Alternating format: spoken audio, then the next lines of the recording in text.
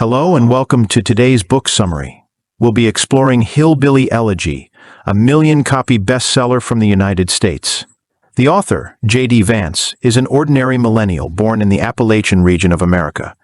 When the book was published, Vance was only 31 years old and hadn't achieved any notable feats. Yet, this memoir of an ordinary young man ignited sustained enthusiasm from both domestic and international media and readers. It dominated the New York Times bestseller list for 80 weeks and was extensively covered by media outlets such as Time magazine, The Economist, and The Wall Street Journal. It's been viewed as a key to understanding the Trump phenomenon. Published on the eve of Trump's election in 2016, the book doesn't directly mention Trump. Instead, it vividly portrays the survival predicament of America's working-class whites, the very group whose votes became crucial in propelling Trump to the presidency.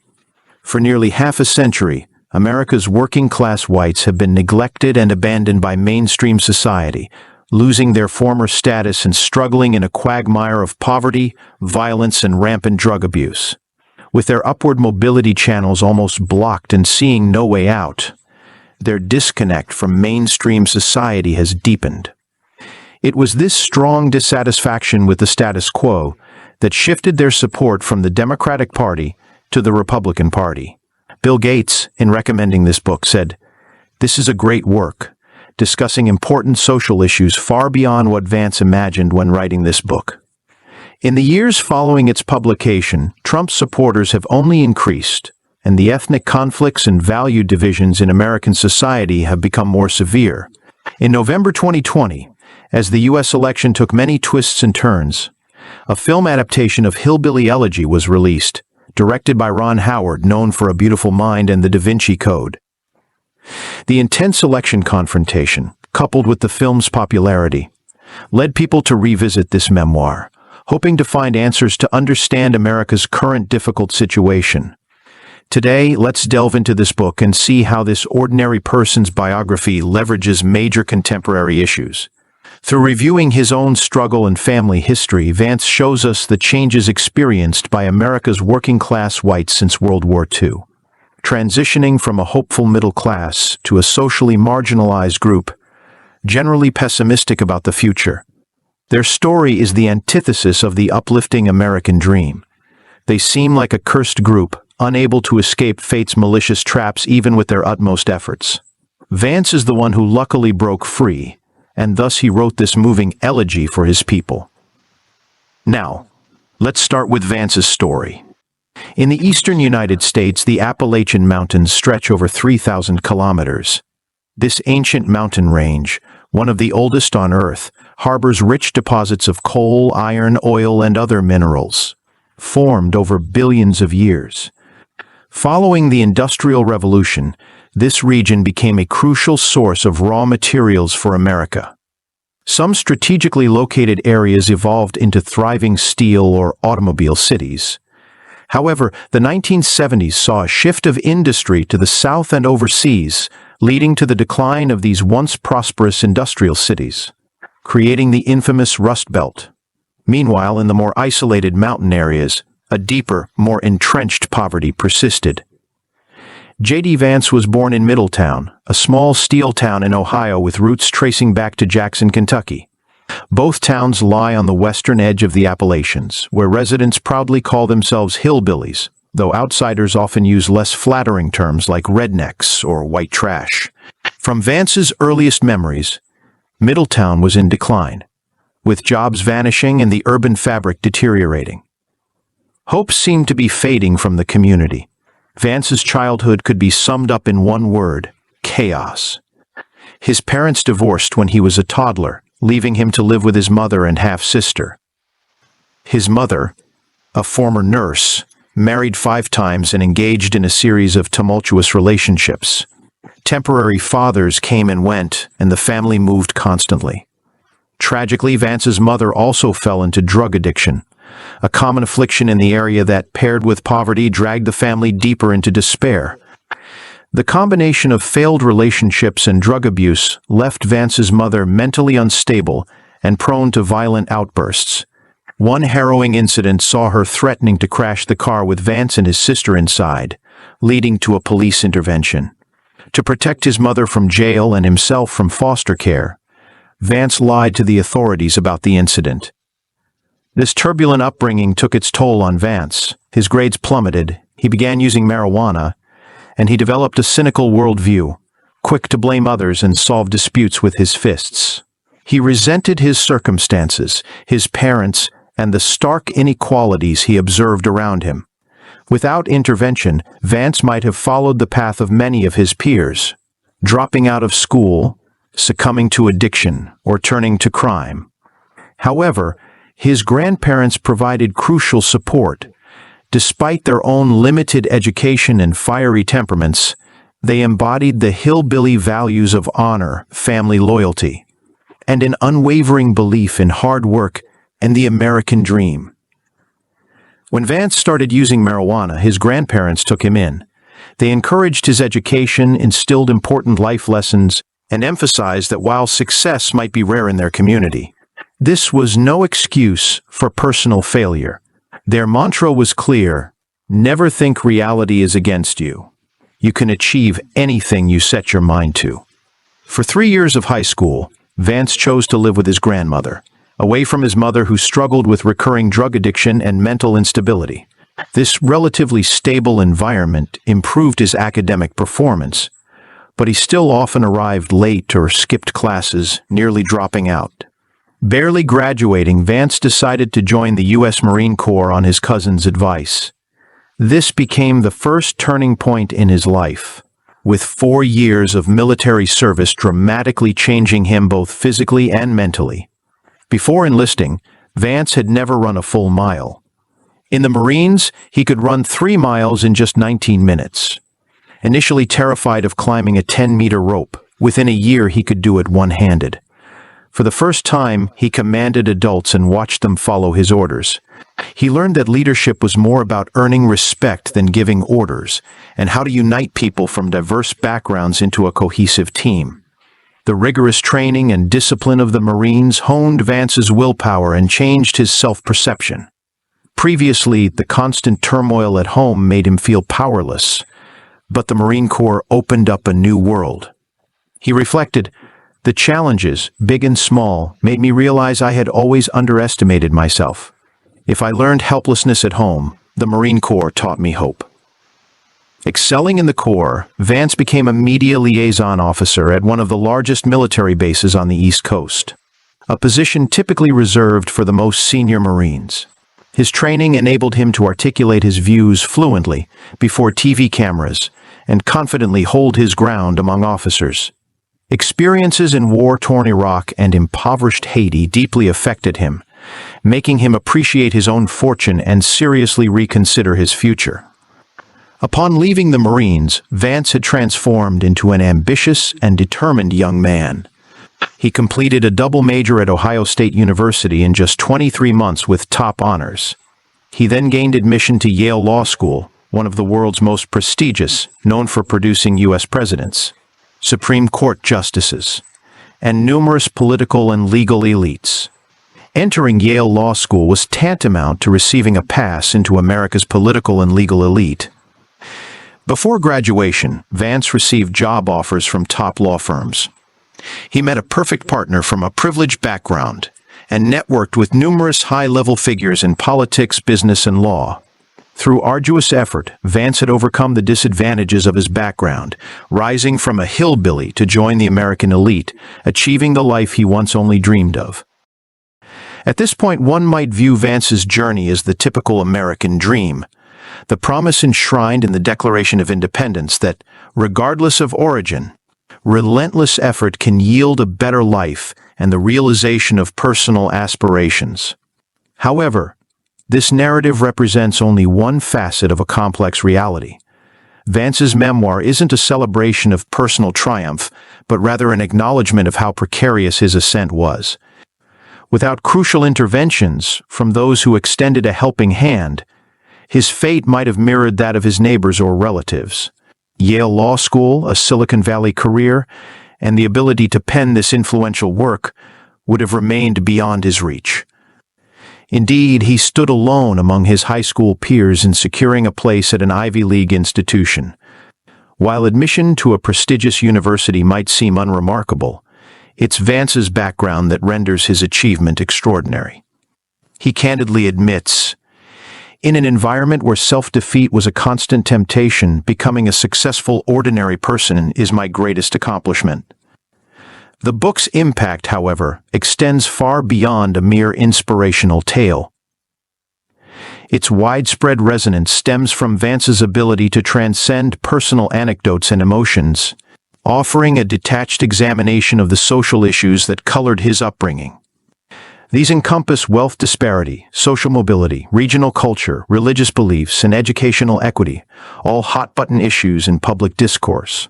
Through his personal narrative, Vance deftly interweaves these themes, illuminating the stark contrasts between working-class whites and the elite. Firstly, the economic chasm became glaringly apparent during Vance's time at Yale Law School. Over 95% of his classmates hailed from middle-class or more affluent backgrounds. Vance received near-full financial aid in his first year, not due to exceptional merit but because he ranked among the school's poorest students.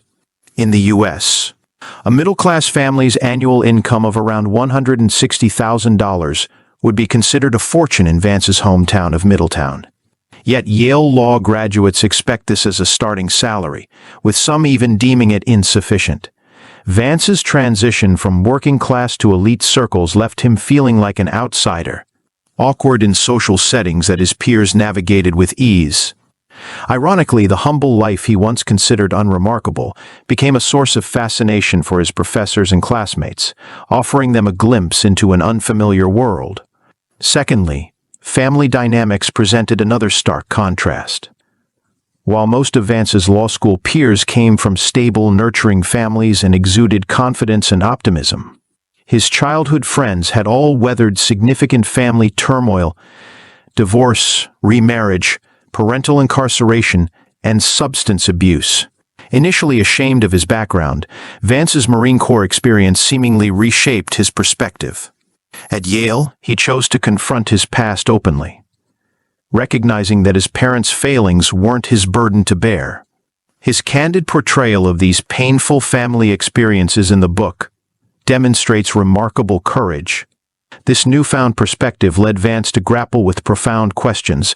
Why was he the sole Ivy League entrant among his high school cohort? Why are individuals from his background so underrepresented in America's elite circles? Why were family conflicts so prevalent in his hometown? Why did institutions like Yale and Harvard seem so unattainable to him? And why, despite sharing the elite label with his classmates, did their perceptions of reality differ so markedly?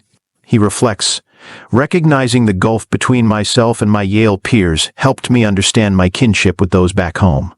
Most crucially, it illuminated the inherent contradictions in my achievements." How should we understand the contradiction Vance mentions? This involves the third difference between working-class whites and the elite class, which is on a psychological and ideological level. In my view, behind the contradiction Vance speaks of is a deeply hidden psychological barrier. We easily understand the elite's discrimination against the lower classes. But little do we know that some lower-class groups harbor a kind of contempt and hostility towards the elite. They fail to see the efforts others put into their success, believing that others succeed only due to luck and innate talent. Meanwhile, they attribute their own failures to environmental injustice or family misfortunes. They distrust the government and media, believing that everything politicians and the media say is a lie. For instance, Vance discusses the working-class whites' view of Obama. These white conservatives generally dislike this black president, who also came from a humble background. But the key issue isn't race. It's the psychological barrier. Obama experienced parental separation, poverty, and drug addiction in his youth, and he's a mixed-race black man. Yet, he overcame life's adversities, attended 2 Ivy League schools, became knowledgeable, speaks humorously, and exudes confidence. These people fail to see Obama's hard work. Instead, they doubt whether Obama was born in the U.S., suspect he's a Muslim, and even believe he has ties to Islamic extremists. They dislike Obama because he represents the American dream they're unwilling to believe in. They know their failures and are accustomed to misfortune. They don't believe in the rewards of hard work, thinking that even with effort, it's difficult to change reality. Obama's success highlights their laziness, incompetence, and insignificance, causing deep anxiety. Perhaps their contempt and hostility towards the elite is a way to alleviate this inner anxiety. Hillbilly Elegy doesn't mention Trump, but it's been hailed as a work that explains why Trump could win.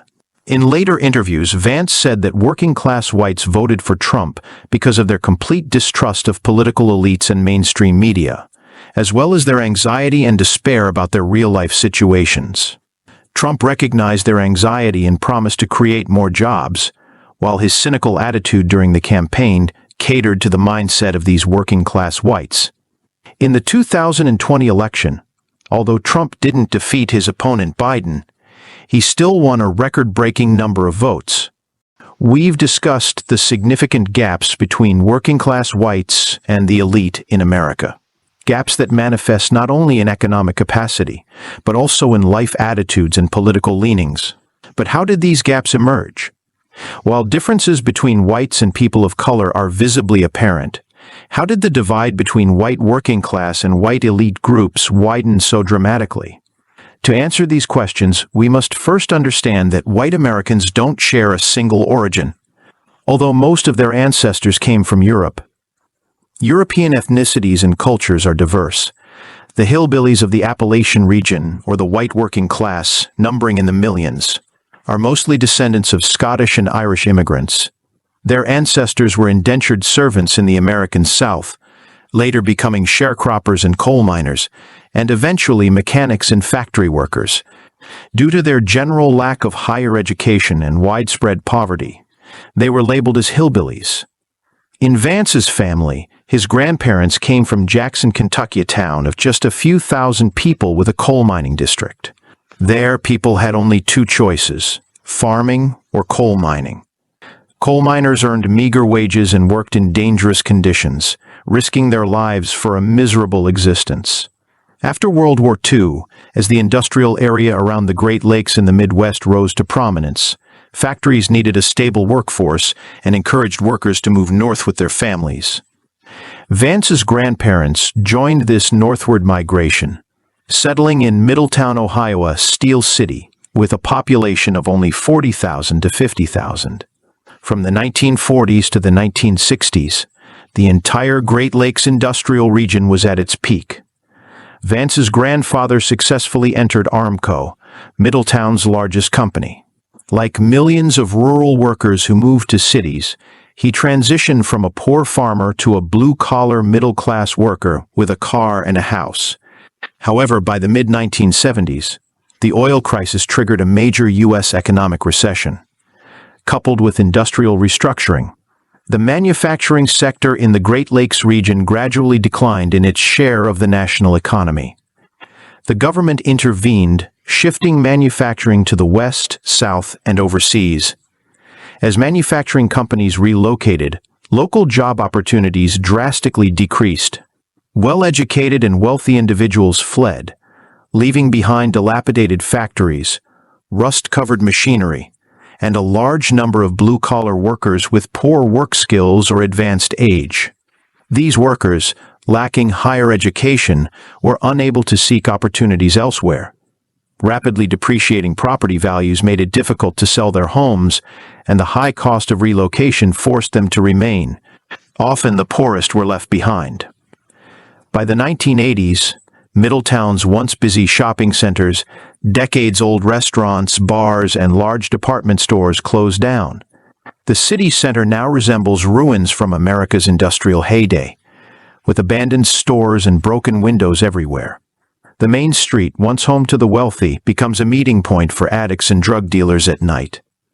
In Vance's view, this change is symptomatic of the current U.S. economic situation, characterized by increasingly pronounced residential segregation, with more working-class whites living in severely impoverished communities.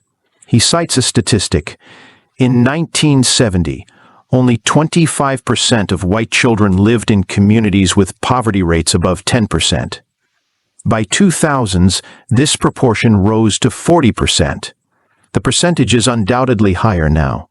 A direct consequence of this residential segregation is that the poor are surrounded by other poor people. They see no signs of life improving, and children lack role models showing that hard work can change one's fate.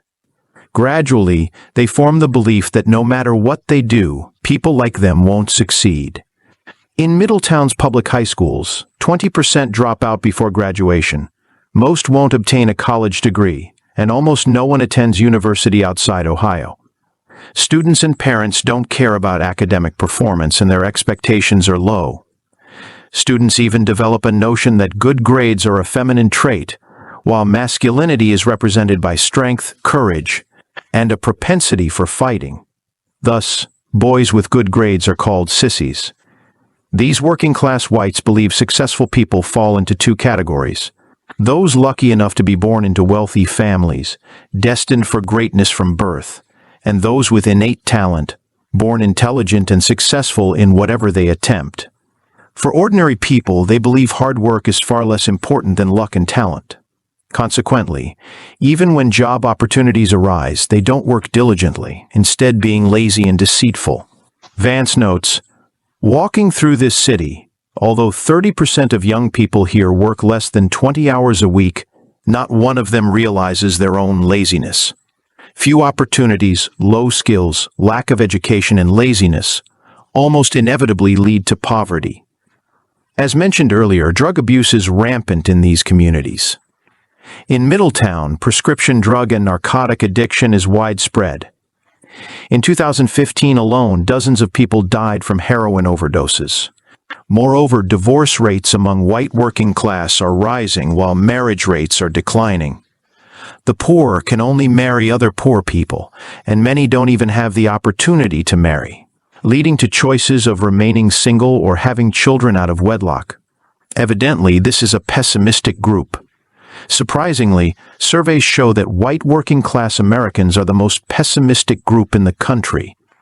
They see no possibility of improving their circumstances and are gradually abandoning or even becoming hostile to the American dream. Although many Latin American and African immigrants face unimaginable poverty, the white working class is even more pessimistic. This pessimism contains elements of cynicism.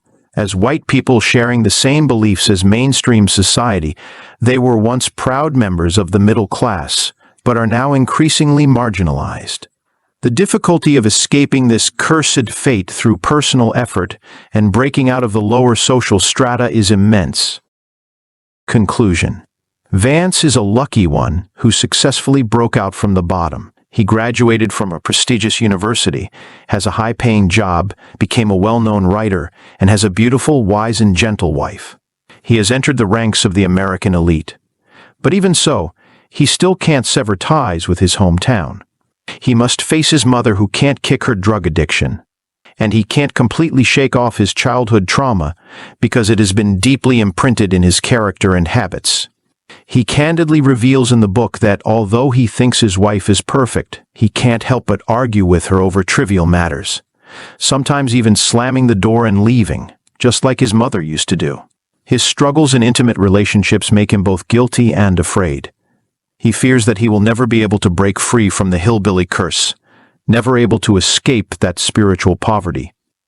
Fortunately, his wife fully understands the psychological reasons behind this and is willing to be tolerant, helping him gradually emerge from the shadow of his childhood. Hillbilly Elegy is an extremely moving memoir, but it tells more than just an American story. As Vance says, "This is my life, but it's a worldwide problem." The widening gap between rich and poor and the solidification of social classes have become global challenges. The conflicts and confrontations they cause are becoming a new social trend, with the rise of racism, conservatism, and anti-globalization all being part of this trend. Solving these difficult problems requires the wisdom of all humanity. But everything must start with facing the issues squarely.